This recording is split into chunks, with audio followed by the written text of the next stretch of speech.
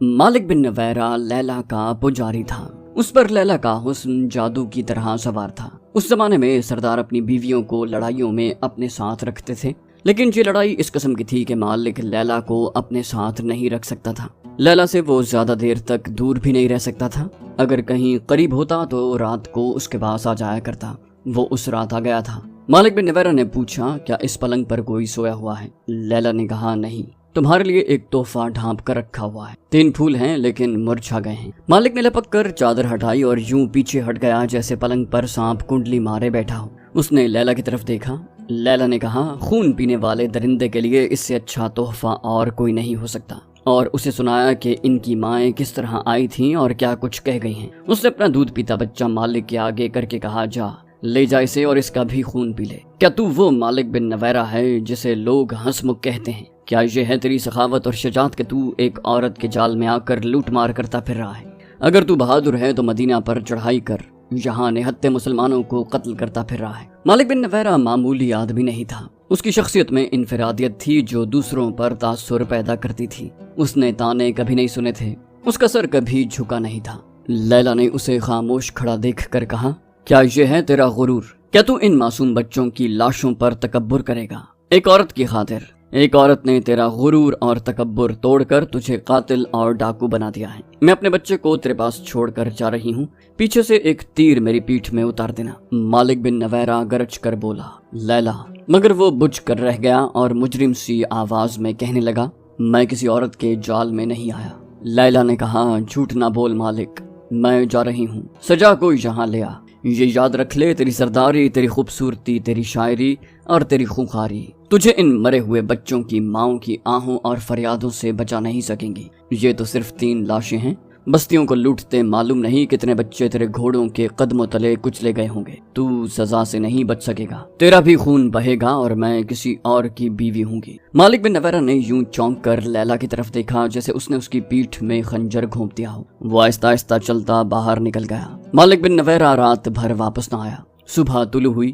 بطح جو بارونق بستی تھی ایک ایسے مریض کی طرح دکھائی دے رہی تھی جو کبھی خوبرو جوان ہوا کرتا تھا۔ اب اس کا چہرہ بے نور اور آنکھوں میں موت کا خوف رچا ہوا تھا۔ بطح کی عورتوں کے چہروں پر مردنی چھائی ہوئی تھی۔ یہ اس مار دھاڑ کا نتیجہ تھا جو بنو تمیم میں ہو رہی تھی۔ سورج کی پہلی کرنیں آئیں تو بطح کی گلیوں میں ڈری ڈری سی داخل ہوئیں۔ اس وقت سورج کچھ اور اوپر اٹھایا تھا جب بطح میں ہڑبانگ مچ گئی۔ بعض عورتیں بچوں کو اٹھا کر گھروں کو دوڑی گئیں اور اندر سے دروازے بند کر لیے۔ کچھ عورتیں اپنی جوان بیٹیوں کو ساتھ لیے بستی سے نکل گئیں۔ وہ کہیں چھپ جانے کو جا رہی تھی۔ بوڑھے آدمی کمانے اور ترکش اٹھائے چھتوں پر چڑھ گئے۔ بوڑھوں کے علاوہ جو آدمی بستی میں تھے انہوں نے برچھیاں اور تلواریں نکال لیں۔ کسی نے بڑی بلند آواز سے کہہ دیا تھا کہ دشمن کا لشکر آ رہا ہے۔ دور زمین سے جو گرد اٹھ رہی تھی وہ کسی لشکر کی ہی ہو سکتی تھی۔ بطح میں جوان آدمی کم ہی رہ گئے تھے۔ سب مالک بن نویرہ کے ساتھ دوسرے قبیلوں کی لڑائی میں چلے گئے تھے۔ بطح میں جو رہ گئے تھے ان پر خوف و ہراس طاری ہو گیا تھا۔ لیلا کے گھر میں پلنگ پر 3 بچوں کی لاشیں پڑی تھیں اور وہ اپنے بچے کو سینے سے لگائے اپنے قلعہ نما مکان کی چھت پر کھڑی تھی۔ وہ بار بار اپنے بچے کو دیکھتی اور چومتی۔ وہ شاید یہ سوچ رہی تھی کہ بچوں کے خون کا انتقام اس کے بچے سے لیا جائے گا۔ زمین سے اٹھتی ہوئی گرد بہت قریب آ گئی تھی اور اس میں گھوڑے اور اونٹ ذرا ذرا دکھائی دینے لگے تھے۔ بطح میں کسی کی آواز سنائی دی، ہوشیار، بنو یربو خبردار، جانیں لڑا دو، ڈرنا نہیں۔ لشکر گرد سے نکل آیا اور قریب آ گیا۔ بستی کے کئی ایک مرد گھوڑوں پر سوار ہاتھوں میں برچیاں اور تلواریں لیے آگے چلے گئے۔ ان کا انجام ظاہر تھا، لیکن انہیں اپنی طرف آتے دیکھ کر لشکر کی ترتیب میں کوئی فرق نہ آیا۔ آگے جا کر وہ لشکر کا حصہ بن گئے۔ انہوں نے نعرے لگائے، اپنے ہیں، اپنے ہیں، مالک بن نویرہ ہے، لڑائی ختم ہو گئی ہے۔ بطح میں سے بھی نعرے گونجنے لگے۔ لوگوں نے آگے بڑھ کر اپنے لشکر کا استقبال کیا۔ مالک بن نویرہ کہیں بھی نہ رکا۔ وہ سیدھا اپنے گھر کے دروازے پر آیا اور گھوڑے سے کود کر اندر چلا گیا۔ اسے لیلا صحن میں کھڑی ملی۔ اس کے دلکش چہرے پر اداسی تھی اور اس کی وہ آنکھیں بجھی بجھی سی تھیں جن پر قبیلے کے جوان جانیں قربان کرنے کو تیار رہتے تھے۔ وہ بولا، میں نے تیرا حکم مان لیا ہے لیلا، لڑائی ختم کر دی ہے، ہم ایک دوسرے کے قیدی واپس کر دیں گے، میں نے سجا سے تعلق توڑ لیا ہے، اس پھول سے چہرے سے اداسی دھو ڈالو۔ لیلا اداس بیٹھی رہی۔ مالک نے اسے بہلانے کی بہت کوشش کی لیکن لیلا کا چہرہ بجھا ہی رہا۔ لیلا نے کہا، میرے دل پر ایک خوف بیٹھ گیا ہے۔ مالک نے پوچھا، کیسا خوف؟ کس کا خوف؟ لیلا نے کہا، سزا کا، انتقام کا۔ سجاہ اکیلی رہ گئی۔ وقی بن مالک نے بھی اس کا ساتھ چھوڑ دیا تھا۔ مالک بن نویرہ نے وقی سے کہا تھا کہ وہ ایک عورت کے جھانسے میں آ کر اپنے قبیلے پر ٹوٹ پڑے تھے۔ سجاہ اپنے لشکر کو ساتھ لیے نباج کی طرف چلی گئی تھی۔ پہلے جب وہ یمامہ پر حملہ کرنے گئی تھی لیکن مسلمہ کے جال میں آ گئی اور مسلمہ نے اسے اپنی بیوی بنا لیا۔ مالک بن نویرہ کے گناہوں کی سزا شروع ہو چکی تھی۔ وقی بن مالک جو اس کا دست راست تھا اس کا ساتھ چھوڑ گیا اور مسلمانوں سے جا ملا۔ مالک بن نویرہ نے اسے روکا تھا۔ مالک نے وقی سے کہا تھا اگر ہم دونوں الگ ہو گئے تو مسلمان ہمیں کچل کر رکھ دیں گے، ہم دونوں مل کر ان کا مقابلہ کر سکتے ہیں۔ وقی نے کہا تھا ہمیں زندہ رہنا ہے مالک، مدینے کی فوج کا مقابلہ کس نے کیا ہے؟ غطفان ہار گئے، طئی ہار گئے، بنو سلیم، بنو اسد، حوازن، کوئی بھی مسلمانوں کے آگے نہ ٹھہر سکا۔ پھر سب اکٹھے ہوئے اور زمل سلمہ کو بھی ساتھ ملا لیا۔ کیا تم نہیں جانتے مالک، الولید کے بیٹے خالد نے انہیں کس طرح بھگا دیا ہے؟ سلمہ قتل کر دی گئی۔ مسلمان ہمیں مسلمانوں کا خون معاف نہیں کریں گے۔ تمام قبیلوں کو شکست دینے والا خالد واپس مدینہ نہیں چلا گیا، وہ بزاخہ میں ہے۔ دوسری طرف مسلمانوں کا مانا ہوا سپاہ سالار اسامہ ہے۔ ان دونوں میں سے کوئی بھی کسی بھی وقت یہاں کا رخ کر سکتا ہے۔ ان سے خون معاف کروانے کا ایک ہی طریقہ ہے کہ میں ان کی اطاعت قبول کر کے انہیں اپنے قبیلے کی زکوٰۃ اور محصول ادا کرتا رہوں۔ مالک بن نویرہ کوئی فیصلہ نہ کر سکا۔ خالد بن ولید رضی اللہ عنہ تک اطلاع پہنچ چکی تھی کہ مالک بن نویرہ کو رسول اللہ صلی اللہ علیہ وسلم نے امیر مقرر کیا تھا، مگر اس نے زکوٰۃ وغیرہ وصول کر کے مدینہ نہ بھیجی اور لوگوں کو واپس کر دی۔ جاسوسوں نے خالد رضی اللہ عنہ کو مالک کا ایک شعر بھی سنایا۔ اس میں اس نے رسول کریم صلی اللہ علیہ وسلم کے وصال کے بعد اپنے قبیلے سے کہا تھا کہ اپنے مال کو اپنے پاس رکھو اور مت ڈرو کہ نہ جانے کیا ہو جائے۔ اگر اسلامی حکومت کی طرف سے ہم پر کوئی مصیبت آئے گی تو ہم کہیں گے کہ ہم نے محمد صلی اللہ علیہ وسلم کے دین کو قبول کیا تھا، ابو بکر کے دین کو نہیں۔ مالک بن نویرہ نے سجاہ کے ساتھ مل کر مسلمانوں کا جو قتل عام کیا تھا اس کی بھی اطلاع خالد رضی اللہ عنہ کو مل گئی تھی۔ خالد رضی اللہ عنہ نے اپنے دستوں کو بطاح کی طرف تیز کوچ کا حکم دیا۔ ان کے دستوں میں انصار مدینہ بھی تھے۔ انہوں نے بطاح کی طرف پیش قدمی کی مخالفت کی۔ خالد رضی اللہ عنہ نے کہا خدا کی قسم میں اپنی سپاہ میں پہلے آدمی دیکھ رہا ہوں جو اپنے امیر اور سالار کی حکم دولی کر رہے ہیں۔ انصار کی نمائندگی کرنے والے نے کہا اسے حکم دولی سمجھیں یا جو کچھ بھی سمجھیں، خلیفۃ المسلمین کا حکم یہ تھا کہ طلحہ کو مطیع کر کے اس علاقے میں رسول اللہ صلی اللہ علیہ وسلم کی قائم کی ہوئی عملداری کو بحال کریں اور جو جنگ پہ اترائے ہیں ان سے جنگ کریں اور بزاخہ میں اگلے حکم کا انتظار کریں۔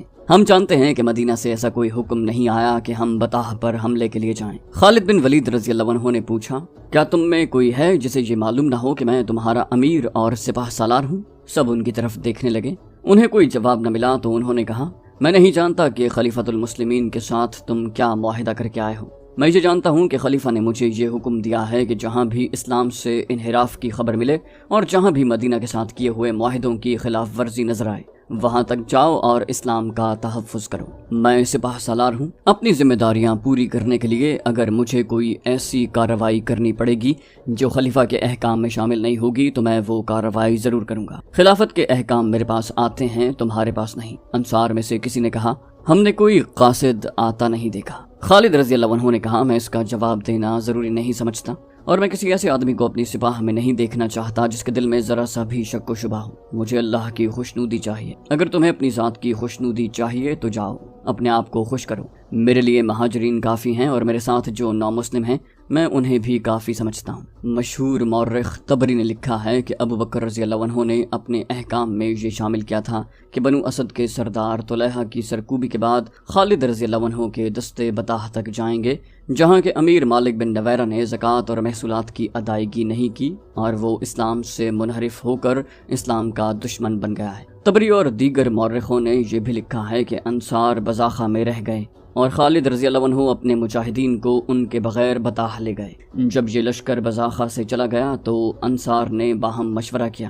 وہ محسوس کرنے لگے تھے کہ اتنی دور سے اکٹھے آئے تھے، اکٹھے لڑائیاں لڑیں اور اب ہم میں پھوٹ پڑ گئی، ہمیں پیچھے نہیں رہنا چاہیے تھا۔ انصار میں سے ایک نے کہا اور اس لیے بھی ہمیں پیچھے نہیں رہنا چاہیے تھا کہ مہاجرین اور نو مسلموں نے فتح حاصل کر لی تو اس میں ہمارا نام نہیں ہوگا، ہمیں مدینے جا کر شرمساری ہوگی۔ ایک اور نے کہا اور اس لیے بھی کہ خالد بن ولید کو اگر کہیں شکست ہوئی تو مدینے میں لوگ ہم پر لعنت بھیجیں گے کہ ہم نے مدینے سے اتنی دور محاذ پر جا کر خالد کو اور اپنے ساتھیوں کو دھوکہ دیا، ہم ملعون کہلائیں گے۔ خالد رضی اللہ عنہ کے دستے بزاخہ سے دور نکل گئے۔ ایک تیز رفتار گھڑ سوار پیچھے سے آن ملا اور خالد رضی اللہ عنہ کے پاس جا گھوڑا روکا۔ خالد رضی اللہ عنہ نے پوچھا، کیا تم انصار میں سے نہیں جو پیچھے رہ گئے تھے؟ سوار نے کہا، ہاں امیر لشکر، میں انہی میں سے ہوں۔ انہوں نے بھیجا ہے کہ میں آپ سے کہوں کہ ان کا انتظار کریں، وہ آ رہے ہیں۔ خالد رضی اللہ عنہ نے اپنے دستوں کو روک لیا۔ کچھ دیر کے بعد تمام انصار آ گئے اور دستے بطاح کی طرف روانہ ہو گئے۔ بطاح میں مالک بن نویرہ اپنی بیوی سے کہہ رہا تھا، لیلا تو نے مجھے محبت دی، تیری ذات میرے شعروں میں نئی روح ڈالتی ہے، اب مجھے حوصلہ دے، میرے دل میں خوف نے آشیانہ بنا لیا ہے۔ لیلا نے کہا، میں نے تجھے پہلے دن کہا تھا غرور اور تکبر چھوڑ دے، لیکن تم اتنی دور نکل گئے کہ انسان کو چیونٹیاں سمجھ کر مسل دیا۔ مالک بن نویرہ نے کہا، مت یاد دلا مجھے میرے گناہوں نے میری بہادری کو ڈس لیا ہے۔ لیلا نے پوچھا، آج کیا بات ہو گئی کہ تم پر اتنا خوف طاری ہو گیا ہے؟ مالک بن نویرہ نے کہا، کیا پوچھتی ہو تم، یہ موت کی بات ہے، میرا دل گواہی دے رہا ہے کہ تیرا میرا ساتھ ختم ہو رہا ہے۔ میں نے اپنے جاسوس بڑی دور دور تک بھیج رکھے ہیں، آج ایک جاسوس آیا ہے، اس نے بتایا ہے کہ مسلمانوں کا لشکر بڑی تیزی سے ادھر آ رہا ہے، اگر لشکر کی یہی رفتار رہی تو پرسوں شام تک وہ یہاں پہنچ جائے گا۔ لیلا نے کہا، پھر تیاری کرو، قبیلوں کو اکٹھا کرو۔ مالک نے ڈرے ہوئے لہجے میں کہا، کوئی میرا ساتھ نہیں دے گا، میں نے وکی اور سجا کے ساتھ مل کر اپنے قبیلوں کا جو خون بہایا ہے وہ کوئی نہیں بخشے گا۔ ان سے مصالحت تو کر لی تھی لیکن دل پھٹے ہوئے ہیں، میرے قبیلے کی مدد کو کوئی نہیں آئے گا۔ لیلا نے کہا، پھر آگے بڑھو اور مسلمانوں کے سپاہ سالار سے کہو کہ تم نے اسلام ترک نہیں کیا۔ مالک نے کہا، نہیں، وہ نہیں بخشیں گے، وہ کسی کو نہیں بخشیں گے۔ مالک بن نویرہ پر خوف طاری ہوتا چلا گیا، اسے خبریں مل رہی تھیں کہ خالد رضی اللہ عنہ کا لشکر قریب آ رہا ہے۔ اس نے اپنے قبیلے کو اکٹھا کیا، کہا، اے بنو یربو، ہم سے غلطی ہوئی کہ ہم نے مدینے کی حکمرانی کو تسلیم کیا اور ان سے منحرف ہو گئے۔ انہوں نے ہمیں اپنا مذہب دیا جو ہم نے قبول کیا، پھر نافرمان ہو گئے۔